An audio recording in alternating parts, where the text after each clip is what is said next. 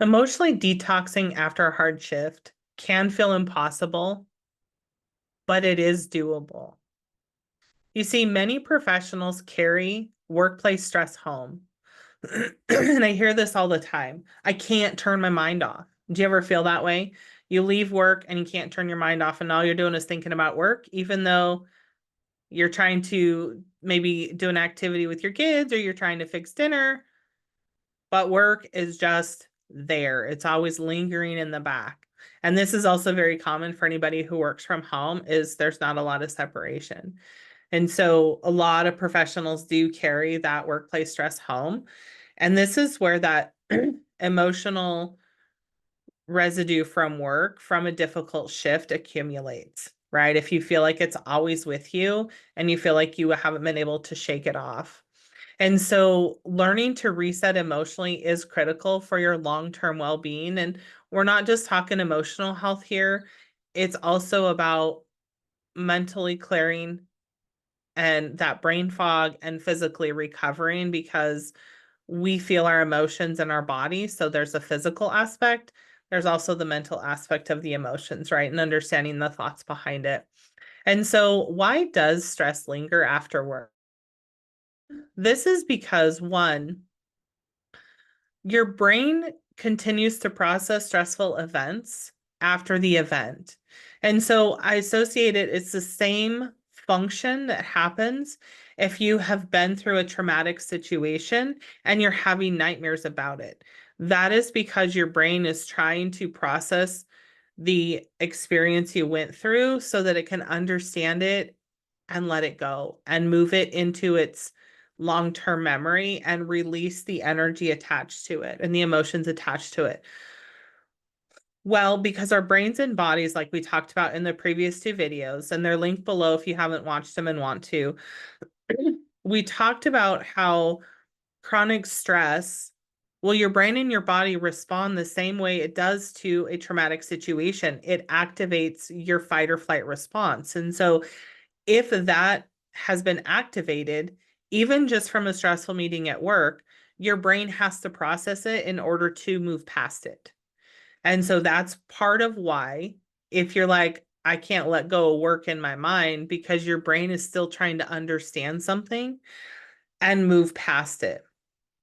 It also happens that work lingers with you, the stress from work lingers with you after when you go home because if there's been a lot of emotional reactions and those remain active, right? So if you've had a lot of emotional reactions, that cortisol, that stress response in your body is still active. It's still really high when you leave work. It's not easy to just leave everything on your desk and walk out of the building and then have your mind and body go, nope, I walked out the door, I'm done. Unfortunately, it doesn't work that way, right? So to really recover from that lingering stress, it requires intentional recovery or the stress will accumulate. And so you might be saying, okay, Deidre, that resonates, but how do I do that? So let's first talk about what are the signs that you need to emotionally reset. So if you're having a hard time disconnecting from work at the end of the day, you probably need some way to reset emotionally. If you walk in the door and you're immediately irritable with family or you're snapping at your kids, you probably need a way to reset, right? Um, some people notice that stress is still lingering because they can't relax or they can't sleep.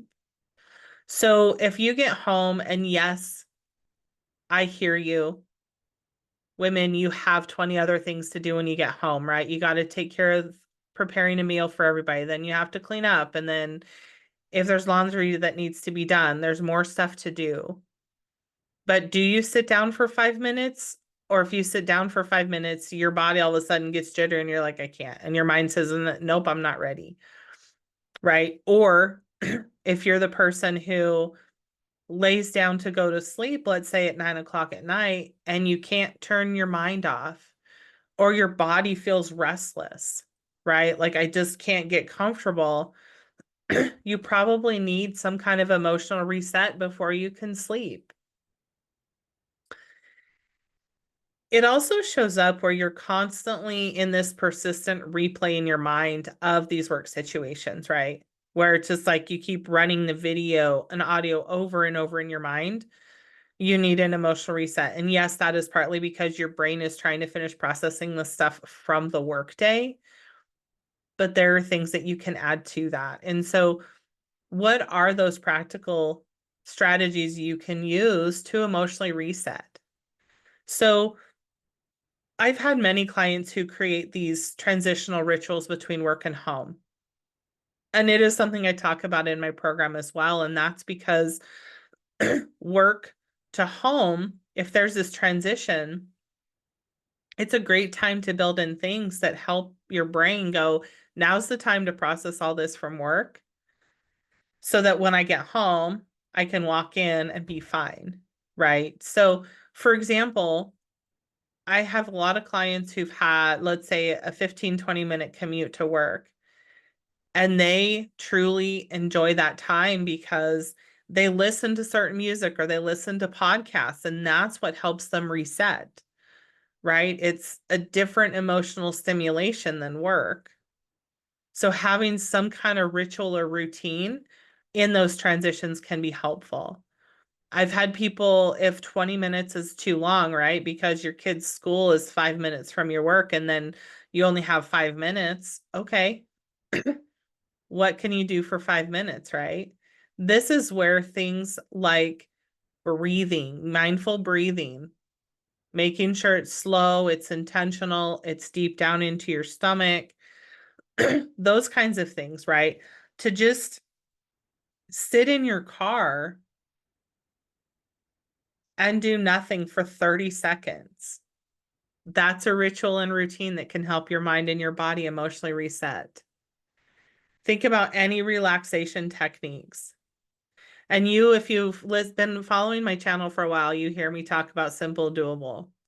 That is something I'm a huge proponent of because what I don't believe is that if I give you this elaborate plan that says you have to do this for 30 minutes every day, I know for a fact you're not going to because I've seen it time and again with clients I've worked with.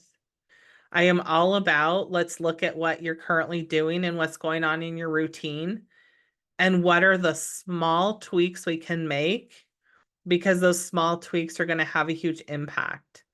And so, any of these reset strategies that we're talking about, keep in mind small, doable. It does not have to be super long, but it's that routine. Your body likes routine, right? So, if you have that 5 minute commute to pick up your kids and you get in the car and you take a couple of deep breaths and you just sit for 30 seconds, your body's going to get used to that. So when you get in the car, you're just kind of have this this deep sigh because your mind and your body are like, "Oh, thank you." If you can build in things like physical movement, that's going to help release that stress and cortisol, right? And so if you can say go for a walk with the family, that's a great way to transition. Or beforehand on the way home, work with your family on how much time do you need? Because 5 minutes versus 30, that's an individual piece that we have to figure out. For some people to emotionally reset, it might be doing some kind of reflection or journaling practices as a way to just write out and release whatever's going on in the mind. And you just have to pick one thing to start with. But think about what do you need to emotionally reset, right? So is it for your physical body? Is it for your mind to clear it out? Do you just need to pause? What do you need? But these are important because when you can emotionally recover, your evening will go better with your family and you will start the next day with a lot more clarity and energy. Because when we are emotionally recovering, we have that mental clarity to start the next day fresh going, okay, I can handle what comes today. It's going to be a good day. When we recover, it also prevents that stress from building up long term. So even if you're in chronic stress after one situation after another, right? That long-term stress starts to accumulate. When you build in emotional recovery strategies, that accumulation stops. It's going to release, right? It also allows you to protect relationships outside of work, which is important. You don't want the stress from work to have a negative effect on your relationships, which it can. So when you have those recovery tools, you can protect your relationships. So if this resonates with you at all, and you're wondering, now what do I do?